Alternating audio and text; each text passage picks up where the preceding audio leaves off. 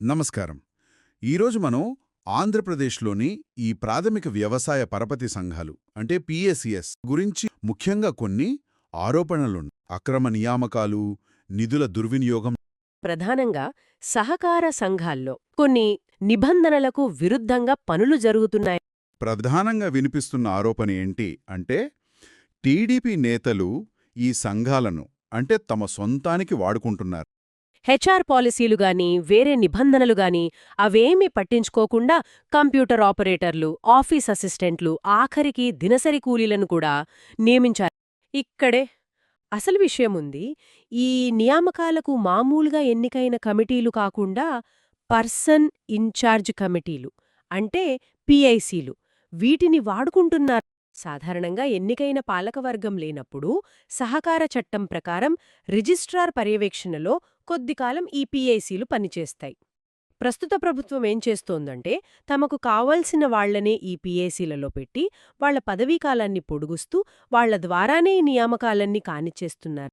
అంటే ఒక తాత్కాలిక వ్యవస్థను అడ్డం పెట్టుకుని పనులు చక్కబెడుతున్నారు. ఈ ఉద్యోగాల కోసం అంటే పోస్టును బట్టి ₹1,00,000 నుంచి 3,00,000 దాకా వసూలు చేస్తున్నారు. కంప్యూటర్ ఆపరేటర్లకు ఒక రేటు, ఆఫీస్ అసిస్టెంట్లకు ఇంకో రేటు, దినసరి వాళ్లకు వేరే, ఇలాగా.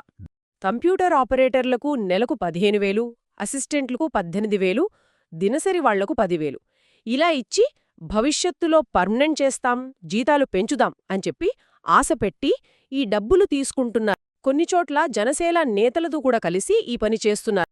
మరి అసలు నిబంధనల ప్రకారం ఎలా జరగాలి ఈ నియామకాలు? రూల్స్ ఏం చెప్తున్నాయి? నాబార్డ్ గైడ్లైన్స్ ఉన్నాయి 2019వి.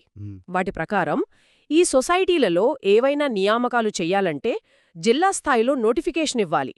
కలెక్టర్ గారి నేతృత్వంలో ఒక జిల్లా స్థాయి కమిటీ డిఎస్ఈసి అంటారు. దాని ద్వారా రాత పరీక్ష పెట్టాలి. అప్పుడు పారదర్శకంగా ఉంటుంది.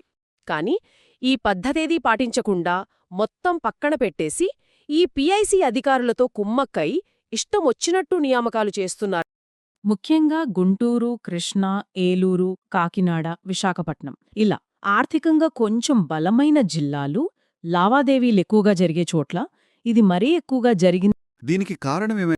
గత ప్రభుత్వం మొదలుపెట్టిన పిఏసిఎస్ల కంప్యూటరీకరణ ప్రాజెక్ట్ ఉంది కదా, దాన్ని ఒక కారణంగా చూపుతున్నారు.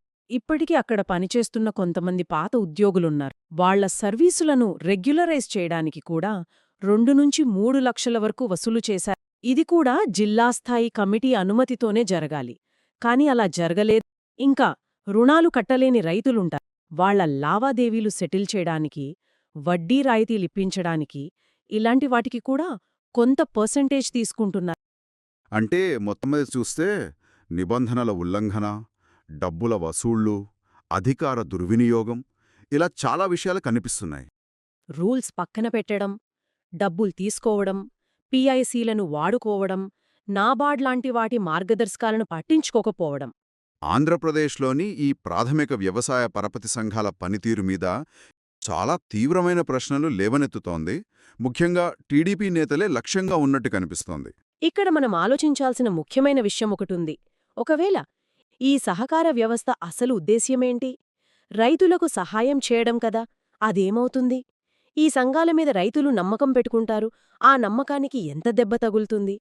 ఇది చాలా కాలం పాటు వ్యవసాయ రంగం మీద ఎలాంటి ప్రభావం చూపుతుందో ఆలోచించాల్సిన విషయం.